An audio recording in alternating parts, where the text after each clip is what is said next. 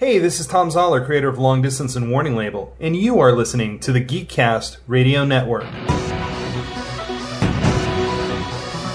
You're listening to the Geekcast Radio Network.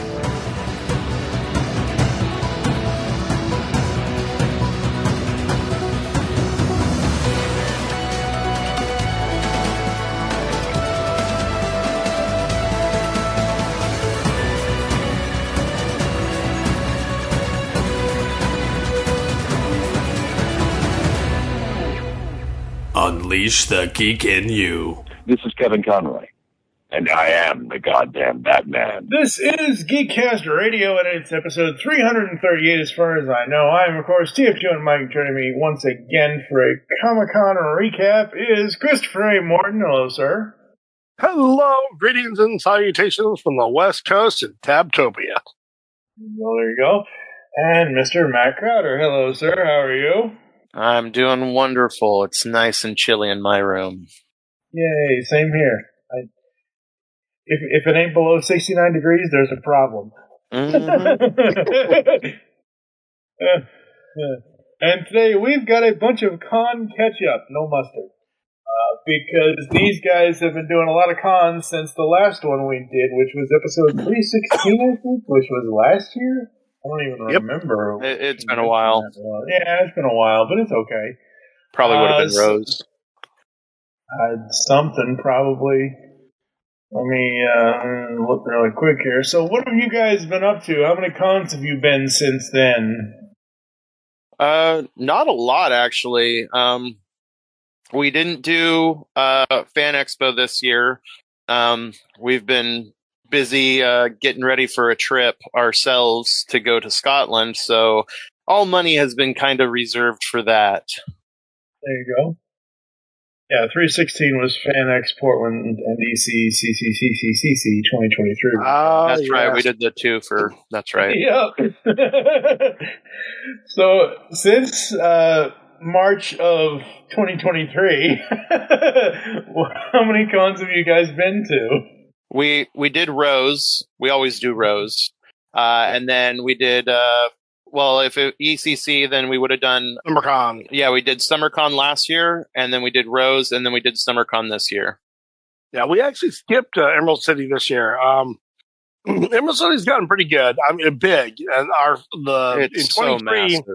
It's in its new complex, which it's nice. I mean, it was pretty, but it just didn't have the pool of celebrities that SummerCon has been able to create. They're not only getting celebrities, but they're getting whole cast panels together for their con, and they organize it so much better. They're the way they broadcast it, the way the website is designed. For what's a newer con on the circuit, they've far surpassed Emerald City and Rose City Comic-Cons in their presentation and layout. Mm. And their gets, their celebrity lists are pretty impressive compared to Emerald City. Like, Emerald City will maybe get a bigger named actor, but they'll base the entire con around that one person, like Hayden Christensen or something like that.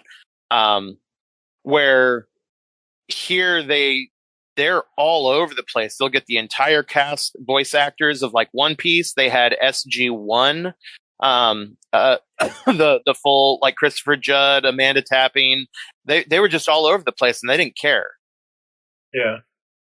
So it branches out to a lot more fandoms. How old or young is SummerCon? It's a relatively new con. I want to say we missed 1 year. We missed 1 year. We missed the first year, and then we've been to every single one. Yeah, this was number 7. This was number 7 for them. Okay. And they have just organized very well. The layout isn't bad either. Last year, the downside of the con is they had a special ticketing for big panels. So once you got in the con, you had to register for the panel for a placement. And that got a lot of blowback because it's not the way cons are done. Everyone goes to cons, they know first come, first serve to the panel when the panel opens up. So they actually took a step back from that this year, which I'm really happy they listened. and they decided to revert that idea, so it became a first come, first serve. They turned the main stage a little bit. I like the better layout of the main stage. Everywhere where you sit in there, you get a good view. It was a much easier to get into. And like I said, you had panels coming in. To recap on some of the panels, we had the voice actors from Clone Wars. We practically had the 2 actors for All a Bad Batch. This is pretty much Baker does all of them. Of course, Demon Slayer was voice actors all came for that because that's now gotten big. Yeah.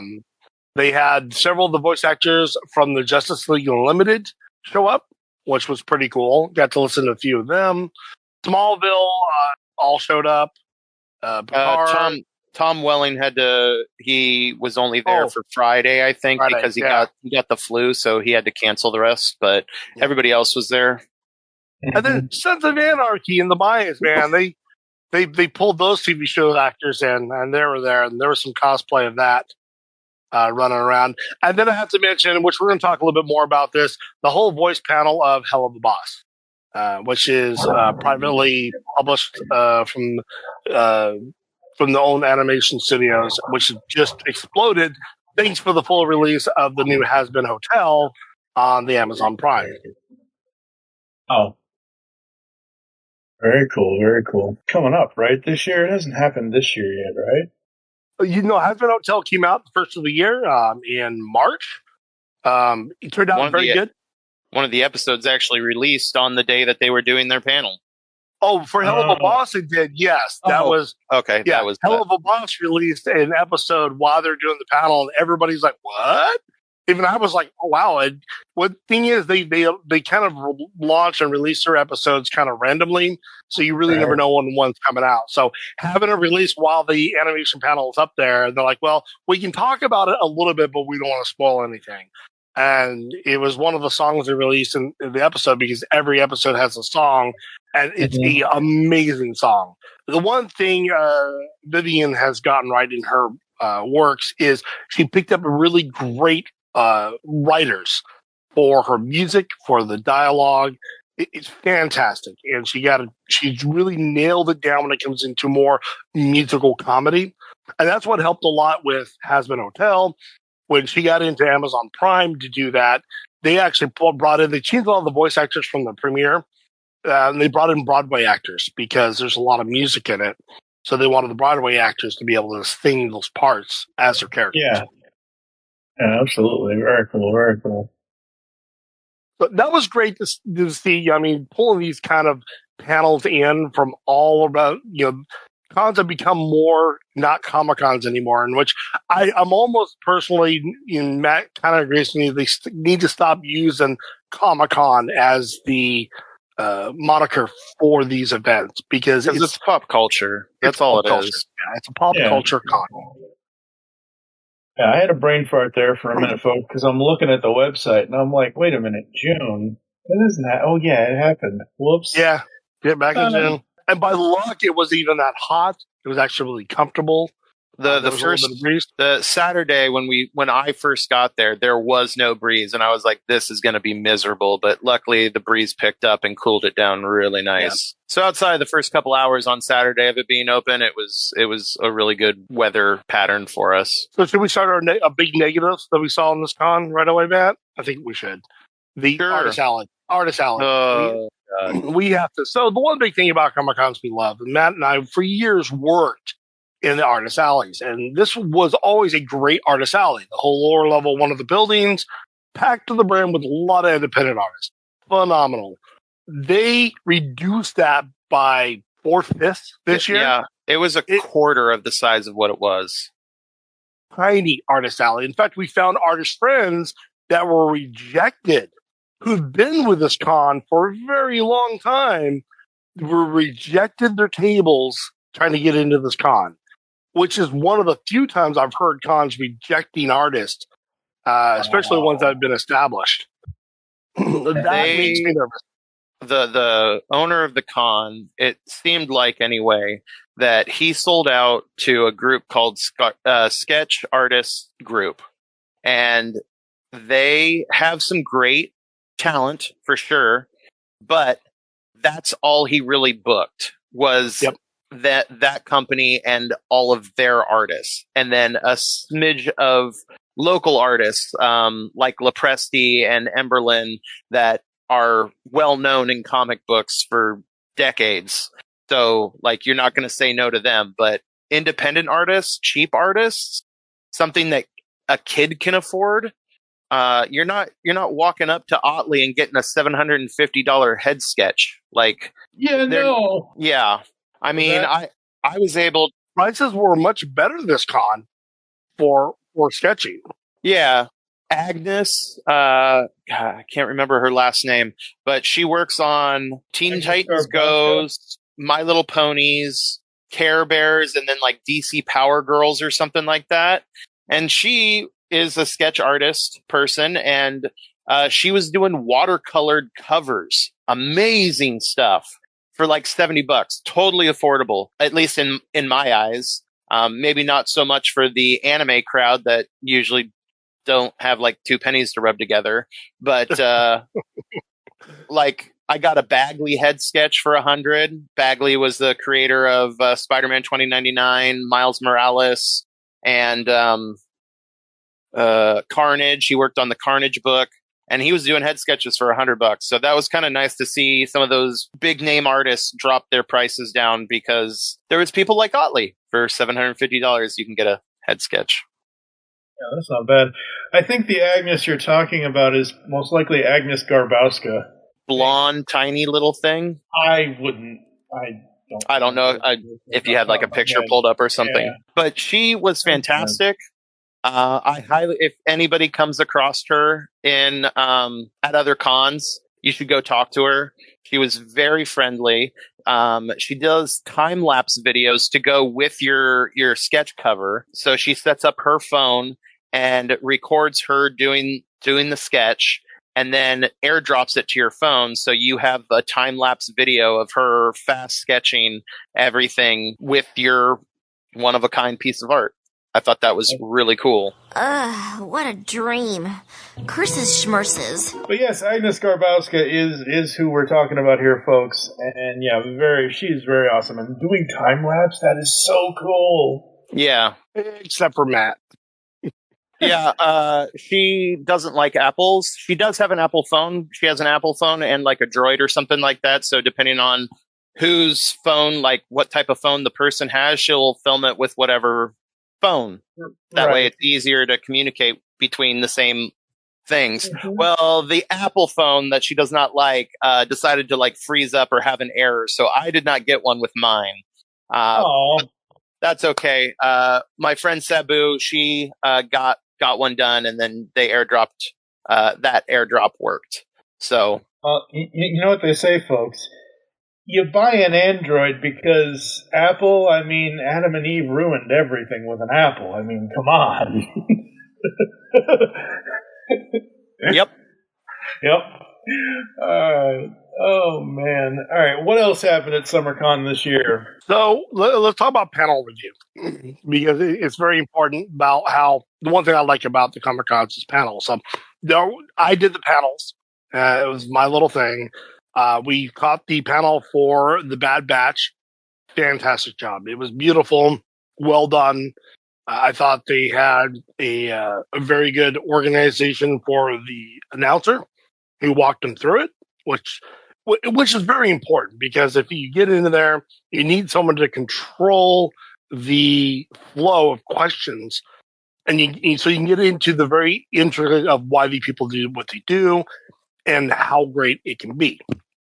So we get to all these. Now, the best one I've ever been to now was the headliner of the SummerCon, which was John Cleese. And people don't know who this is. This is a actor who spans decades, a British actor. He has been in so many pieces, and you probably all know him from, of course, Monty Python and the work he did with the Monty Python troupe. Well, the most recent, if you are a younger person, is probably going to be Nearless Headless Nick from Harry Potter. Is probably the most geeky thing that he's been in that younger people would know.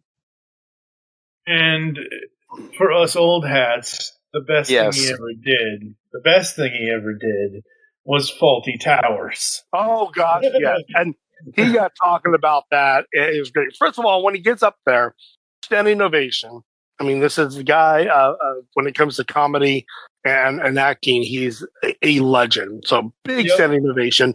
Very nice man. When he even walked in, he's just the British gentleman all the way.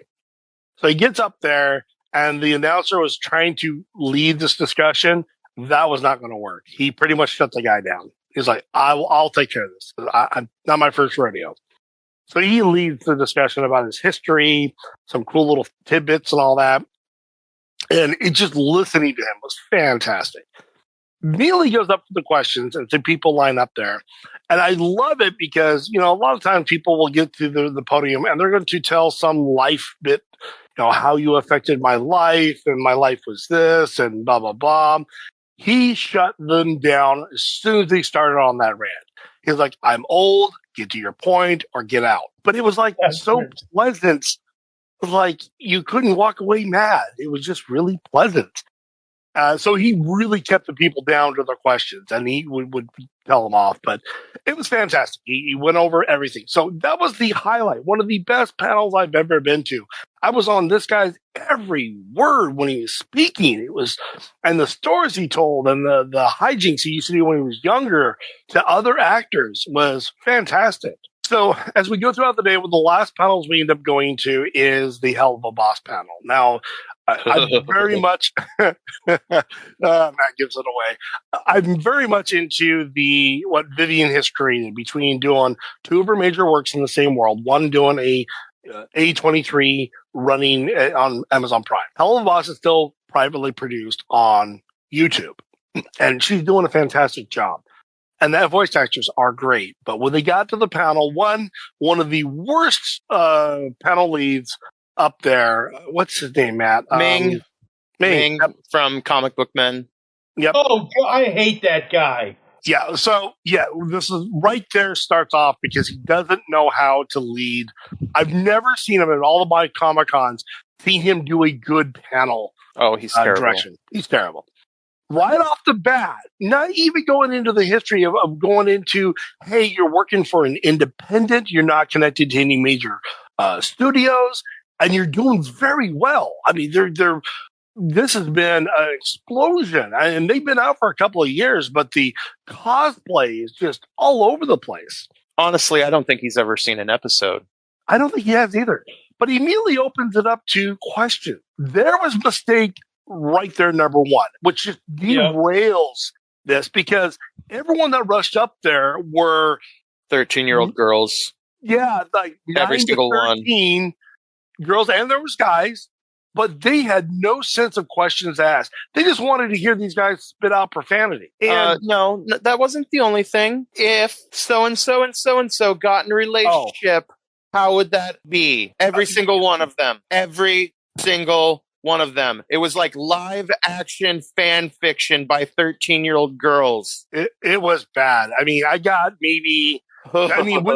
within 5 minutes, everyone but me bailed. I was hoping for some direction in this panel, and it just got worse. And just like, you're not telling anything productive about what they're doing, or how they're getting to the point where they're at, or, an independent artist got to this point. You're just letting these voice actors go up there and try to steer these 13-year-olds' fantasies. And it got disturbing. I was truly, utterly disturbed. One, they're talking about things you shouldn't talk about. So bad on the voice actors for just letting these people get them into these positions that have to talk the way they talk. I had to leave. I mean, it was one of the worst panels I've ever been to. So I went from a major high to a super major low within a span of an afternoon. It was terrible. And that left a sour taste in my mouth walking out of that con. You guys ate some churros and then left. Yeah. Churros were good. The churros were really good. Parking was another issue on that place. We had some problems with that. I really hope they listen to their people and redo their entry spots on the map and their parking. But yeah, that was the major downside. So of the panels, we had a good mix. I caught 4 in the show, so it was nice. I like the areas, some of them, because they're smaller and they're nice and open aired. And that's what the nice about this con. It's open aired, so it allows a lot more room for people to show up. You And they don't do a have good to job. smell the 13-year-old girls. No, you do not. Yes, the odor in this con was a lot on the low level. Shower? What's that? We were not at an anime con. It was a regular Comic Con. Yeah, except all the 13-year-old girls are the ones that go to anime cons. That's the one of the things of me and Chris saying that they really should stop calling them comic book conventions, because they're more like anime cons and pop culture cons than they are comic books anymore. Yeah, true. I feel like this was, for them, the awkward teen stage of comic book conventions. Like, they had really good ideas, they just didn't have enough filler to make it be whole. Because this is done at the Washington State Fairgrounds in Puyallup, it is a massive complex of buildings. Good use, small use, big use, a plethora of different ones. They had the video game area on the opposite side of the fairgrounds. Great building for it. The video game thing was great. They had like a theater set up there too, but you had to take golf carts out to it because it was so far removed, and there was nothing in between where like the panels were at the center of the con and Artist Alley, and then you'd get in a golf cart and drive to the other side to play video games. Wow. So that was a little awkward. And then they shut down that shuttle service on Sunday, like an hour and a half before the con ended. And one of the parking lots, like Chris was saying, was out in that wing. And so anybody that was in the main area had to walk all the way to the other side to get to their car, because they didn't want to shuttle people over to the video game place because they thought it would be hard to get them out once, nerds settle in, right? Right, yeah. And even telling them, like, my car's over there. Like, I just want to leave. I'm not playing video games. I just want to ride to the green lot because I'm fat and my knees hurt. And they were like, nope, can't do it. And this is year 7 of this convention, and they haven't perfected this yet? Well, this is the first time they used you only had blue lot before, so there's only one entrance out. This is the first time they actually spread out to 3 different lots, more on the west side. And it was just weird because they've never really used the west side of the convention center. So this was the first time they actually used it. So they got a little bit of working to do for that. So we'll see what happens. But like I said, it's the awkward teen years of just being gangly and your body's not filled out. Now that they've spread out and they have a blueprint for it, I'm hoping next year it'll be fuller. Like maybe they'll expand Artist Alley, please, for the love of God, expand Artist Alley. Yeah. But like last year, they just stuck the 501st in like a park. Like they gave them a tent and said, here you go. This year, they were like, you know what? That was really messed up. That was terrible. Everybody hated it. Here's an actual building for the 501st and all the Star Wars voice actors, and we'll just have a Star Wars building. And that was great. That was great for everybody. I walked over there. The building was cool. It wasn't like a swamp like it was in the tent the year before. So there's always growing pains with cons. You kind of got to give them a year to like, okay, what went wrong? How can we fix it? The only thing that is every year a problem is they have the worst line management at any con I've ever been to. There's just ungodly huge lines that nobody tries to wrangle, and they get in the way of people. They block artists from their booths, so people can't go up to those booths because the line is so long that it's just, oh, this is just part of the line. Cool. Maybe somebody will buy something while they're bored standing in line. Like and I don't even know. Maybe next year they'll fix that. Oh, they're never going to fix the line problem. I just hope that, they have better moderators for the panels. Have maybe a timekeeper or something. A cattle prod to electrocute anybody that brings up fan fiction. Yeah. So we can look at more. So as this con ends, doing the changes, let's touch bases on what's coming up next. Which is for us, as we get back to Scotland, we have less than a couple of weeks. We're right into Rose City Comic Con, and I want to highlight the difference between what SummerCon is doing for guests and what Rose City is doing for guests. One, Rose City doesn't really build paneling guests like SummerCon does. SummerCon goes for fandom, grabs a panel of everyone they can from that fandom. And Rose City doesn't do it as much. They'll get one or two from the fandom, but not really try to focus getting a full group. Now, one of the headlining people that I actually appreciate is Simon Pegg. He is coming in for this Comic-Con. I think just like most Comic-Cons, he's going to be a main headliner. He's just established in this realm. So I'm really excited to see his stuff. He is ranked like third on their panel. Yeah, I'm looking big at names. their website right now. Yeah, so, right now they're all Star Wars. Yeah, so obviously, they brought Breaking Bad, but you only got all the supporting characters in Breaking Bad. You didn't bother to bring the big guy himself, which is kind of sad. Yeah, but you don't want to have. You don't want to have the big guy in it, and I don't know about all that, but looking through Rose City, you got Anakin and Ahsoka. Mm-hmm. They're the leads. Yep. You got Rise Darby, Kristen. So from Our Flag Means Death. It's like the whole cast of that. Yep. Mm-hmm. And the one thing I have an issue with whoever is doing their website, I understand it may only have had a few things here to list, but you list Star Trek, Shaun of the Dead, Hot Fuzz, and The World's End. You could have replaced Hot Fuzz or The World's End with Mission Impossible for Simon Pegg. I mean, after all, he is Benji in Mission Impossible, damn it. Yeah. Well, no, Shaun of the Dead's a good one. I mean, that's a cult classic on top of a lot of lists, but... No. But that's what I'm saying. You can have Star Trek, you can have Shaun of the Dead, you can replace either Hot Fuzz or The World's End. Yeah. You can replace one of those two with Mission Freaking Impossible. Because that's better. The Blue's Clues is actually getting a lot of traction, getting all the guys from Blue's Clues up there. But yeah, Matt has some stuff that now that we have confirmation of the Star Wars groupings, there's a couple of things we need to get signed there now. Yeah, I was hoping to just go and enjoy and like maybe get some signatures from comic book people, but Rosaria Dawson does not come this way, and she is going to be there. And Ahsoka just came out with her own standalone comic book last week. Ahsoka came out. Granted, I don't have the first appearance of Ahsoka. I wish I did, but that's a very expensive comic book. So I was going to get her, and then I'm assuming that they will probably also get the voice actor. I forget what her name is. It starts with an E. But you mean Ashley?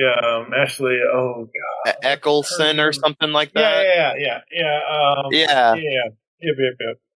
I would love to get both of them to sign issue number 1 of Ahsoka. I just think that would be kind of a fun book to have graded in my collection. That, and I'm a huge Ahsoka fan, so that's going to get a little bit expensive. I think I looked it up yesterday, and she's $125 for a signature. Yeah, and before the entire internet gets mad at us, it's Ashley Eckstein. Okay. Is the voice actress for Ahsoka. So as much as I would love to see, and how cool it is to see Rosario and Hayden, I honestly wish Hayden was paired up with maybe Obi-Wan. Yes, and then have the two Ahsokas be together as a set. Ewan McGregor again. My brain is mush, folks. I can't think of stuff today. It's so hot over there. You're cooling your brain down. It's just not. It's not there yet. No, not there yet. And that's if Hayden Christensen shows up.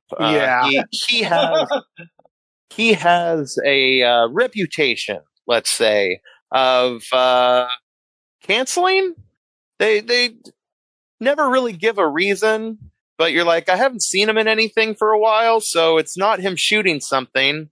They tell you when the actor's sick, and they didn't say anything. So where is he? And it's like the day of. It's always the day of. Every time I've ever gone to Emerald City, except once, did he cancel the day of, and everybody was super pissed. So you might want to hold off on getting those autograph and photo ops taken with Hayden Christensen, because who knows? He might not show up. Rose City is September 6th through the 8th, 2024. Holy crap. Yeah. Yep. Very cool, very cool. Is that it, or is there one more for the rest of 2024? Is Rose City kind of the last stop before everybody hibernates for the winter? Besides RetroCon, which is November, I think. What, Well, that's the something. The retro? video game? Yeah, the video game. That's end of September. End of September. We might pop in on that one. That's a lot of fun for Portland. Portland's really big into our retro gaming. I mean, we have a lot of pinball museum places. We have a lot of big arcade locations. So the RetroCon here is really great. And you usually have some major tournament, like Tetris tournament from the West Coast will be here. So those are kind of fun to go watch. So we'll probably pop in on that. Very cool, very cool. All right. Is there anything else you guys would like to talk about as far as convention-wise? Is there anything else we need to hit for this one? One thing I will say about the Washington State SummerCon, they had a lot of food options, which is usually not the case at cons. And some of it was questionable. There was one place that it seemed like everything that came out of it was gray, so we did not go there. But they had a lot of different types of food that you weren't just shoveled down with like corn dogs and hamburgers, that there was options. And that was very refreshing to be able to get options at a comic book convention. So that was really cool. I absolutely loved it. I thought it was fantastic. I mean, it is one of the best cons when it comes to food on site because it's fair style since it's being out in the fairgrounds. Even one of our acclaimed Northwest companies, Pronto Pop, was there. Yeah. Original corn dog, baby. And that's exciting to see that kind of connection to the Northwest being at these Comic Cons, because that's the downside. Like when we went to Emerald City Comic Con, is you built this great brand new building, but you never structured the food section very well around it, which, these are businesses that could stay open even after the cons are gone. And I've always complained of these Comic Cons, they don't have enough coffee stands. I mean, we're in an age of people addiction to caffeine, but they have the slowest coffee lines. And all I see is like, you're throwing money away. You need to push people through. Have preset drinks, don't make a lot of options. They'll make their choices, but get them out, get them in, get them out. And they just never give enough coffee options at these places. No. It's better at SummerCon. There are a couple of coffee, but not very many still. It is a little kind of weird that opportunity for money spending.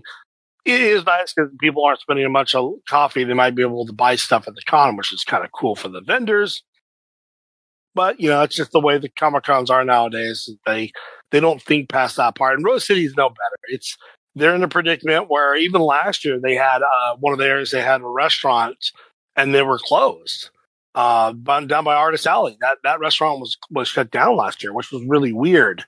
That 50% of your main restaurants in there were shut down. Yeah. So it ties it up there, and they only had 3 coffee spots around there, and those are always packed.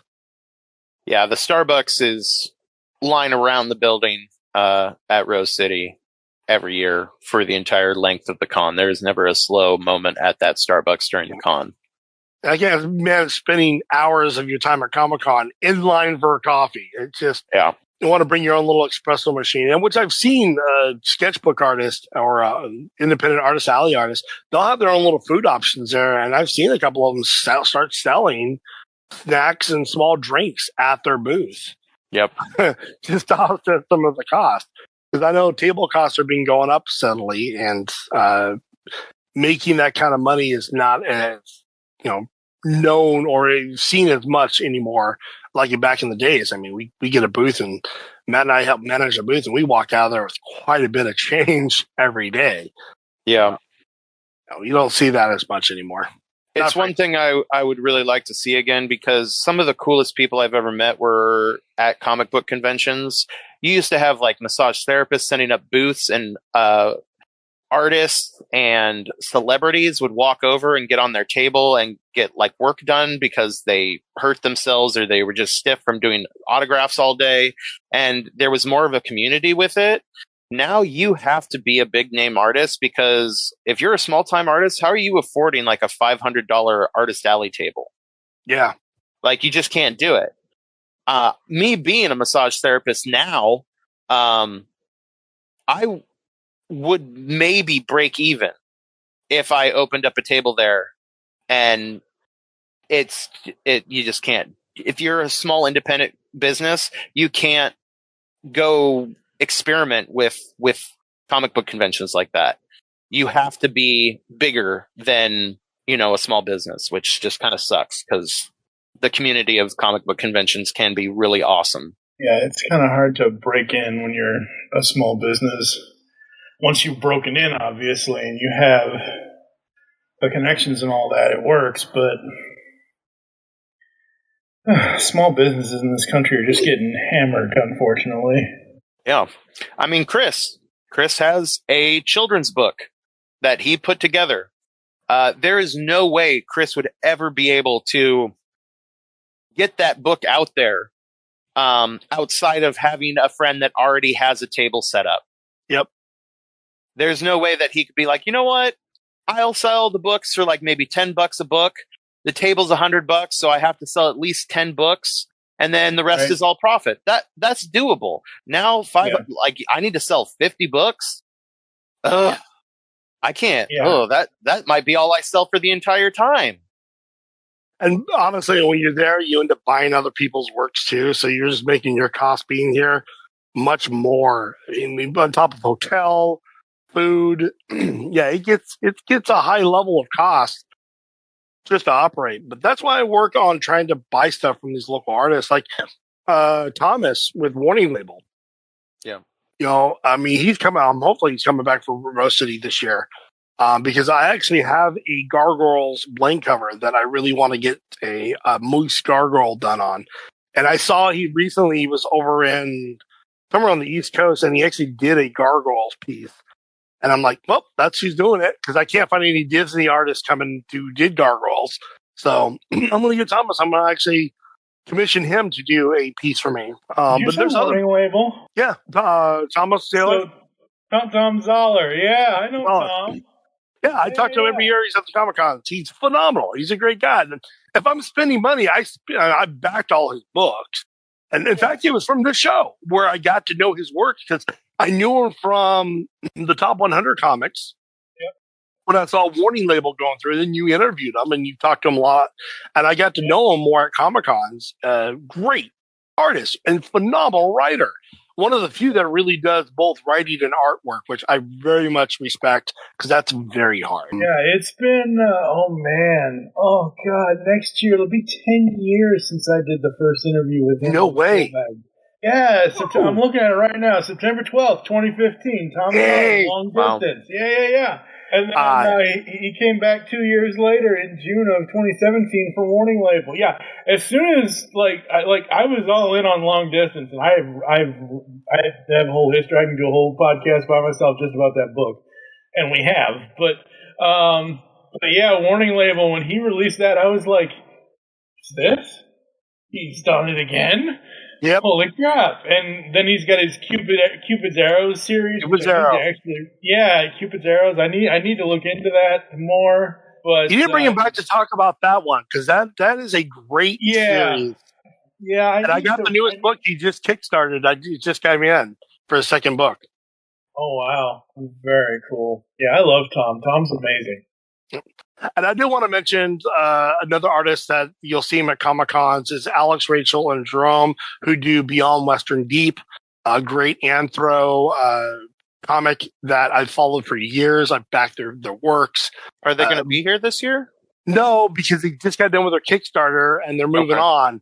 But what's cool is they actually created an 8-bit, 16-bit video game that was really fun to play. When you bought it, you get this little code and downloaded this little 16-bit game. It was like playing good old Nintendo. I loved it. So supporting these artists is very important, and that's why I think the sad part seeing SummerCon reducing the local artist stuff for more corporate people is a really telltale sign of a bad direction for any kind of Comic-Con, pop culture con direction. Rose City's still pretty good. We still have a very large artist alley. A lot of local artists are still involved with it. And I'd like to see that continue. I really don't want to see these cons start dropping it. Now, there are some other Comic Cons in Oregon, event cons in Oregon that we'll probably go see. I'd love to go see, what was the Corvallis Gaming Con? Corvallis Gaming Con. It was just Corvallis Gaming Con? Yeah, I believe so. Stuff like that. We'd like to see some of those more, the local areas to help promote that. And that's the important part to anyone in any region. You got a lot of these gaming cons popping up there because they're trying to get away from the corporate vibe to do more focus on the artist himself. And you'll find it in these like local libraries and stuff like that. It's important. Got to check those out. Buy from these people. You don't need to buy a ton. Just buy something small. And it stickers, helps them. Enamel pins. And I like pins. Pins are cool. Yeah. Just little things to help small businesses. It's a community, and it unfortunately is kind of going away from that. And also, usually when you want to go with the big corporations, that means unionizing and healthcare, and they still don't have that for artists or anything. So there's really the only people getting rich are these corporations. It's not the artist that's actually producing anything. And we know that firsthand because Matt has a lot of friends, much larger artist friends with these larger corporations. And we've heard those sides of the stories. And it is heartbreaking for the creations they put out for us to love and appreciate, where they just don't see the benefits from it in the long run. Yeah, absolutely. It really just... Support your local artists, folks. I mean, yes, support the national ones too, but like the local artist is really how things, get taken off. Like that's what we need right now. We need in Hollywood in general, but in comics and in other things, like in order to get us new things, you have to support the new people. You have to support the people that are breaking out or just starting out and kind of things. And once you do, I can look at it right now and tell you exactly when I first, because it was my buddy Jesse Jackson who does Set Lusting Bruce and Perfectly Good Podcast right now. He's the one that turned me on to Tom Zoller because he interviewed Tom, I believe, on Set Lusting Bruce at one point or another, if I remember correctly. And he turned me on to that, and he said Jesse talked to me about his first series, Love and Capes. But for me, long distance is what, and I mean, just listen to this, folks. While stranded in an airport, Carter and Lee meet and hit it off immediately. Problem is, he lives in Columbus and she lives in Chicago. Can they manage to have a relationship separated by 300 miles, a time zone, and the entire state of Indiana? How do you not want to read that comic? So if you get Thomas back on your podcast, I want to be there for it. I really love to chat with him. His works are great. Yeah, like I said, I read like the first couple of chapters of Cupid's Arrow.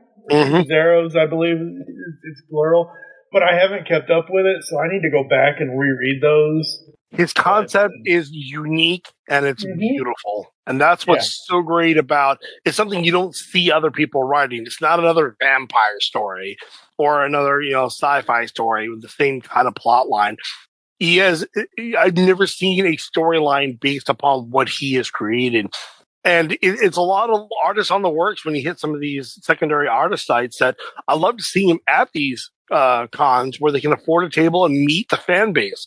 One I just started reading was How to Be a Werewolf. And that comic's been around for a while, but it's a phenomenal story. You catch it right away. Another one I just got tied up with was Timberlane. which is another comic that I'm actually Patreoned that one right now because I love it's a beautiful story with beautiful artwork and it's independence. And I want to do more to support that. Wrong Side is another comic that I back up. Granted, Matt, last time maybe because a lot of these are anthropomorphic comics. It's the ones Furry. I like. Yeah, furry comics. But You furry lover.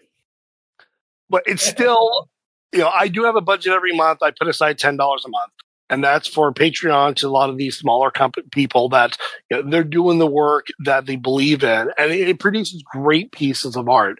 My two nieces who are growing up, they're young ladies now. They're great artists, and I'm encouraging, please create stuff. Get it on the web. Let people appreciate it, because it's one thing in this world is we can't appreciate work out there, and not just stupid AI work. Ugh. Please, let's not even go. No, we're not gonna. I think all three of us can agree. Oh, AI needs to be used by humans. It does not need to replace humans. exactly. I will say that the last year we were seeing AI artists at these cons. I have not seen any.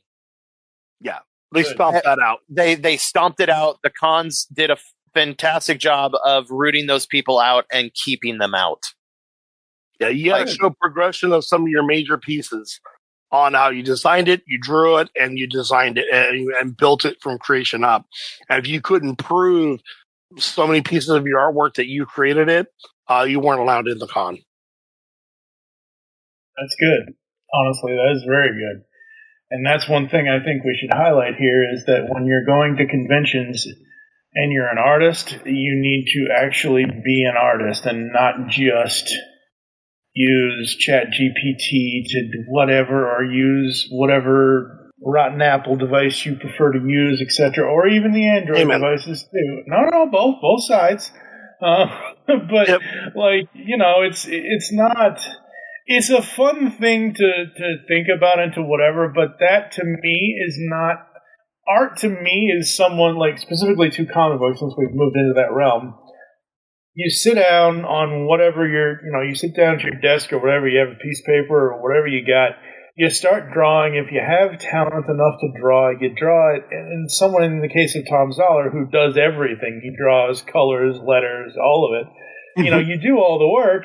You then make the thing and put it out there. You don't just punch in a bunch of commands to a computer or whatever and say, "Here, make this for me." That's just, look, I'm one of the laziest people you'll ever see. I will most of the time take the easy way out if I possibly can, but at the same time, I have scruples enough to know that I'm no artist. I have no talent when it comes to that, specifically to drawing, coloring, etc. And you need to actually have the talent to do it. You don't need to just sit here and poke buttons on a computer or whatever to AI. I prefer actual intelligence to artificial intelligence, thank you. Let me know when you find both. Do what? What'd you say, Matt? Let me know if you find either one.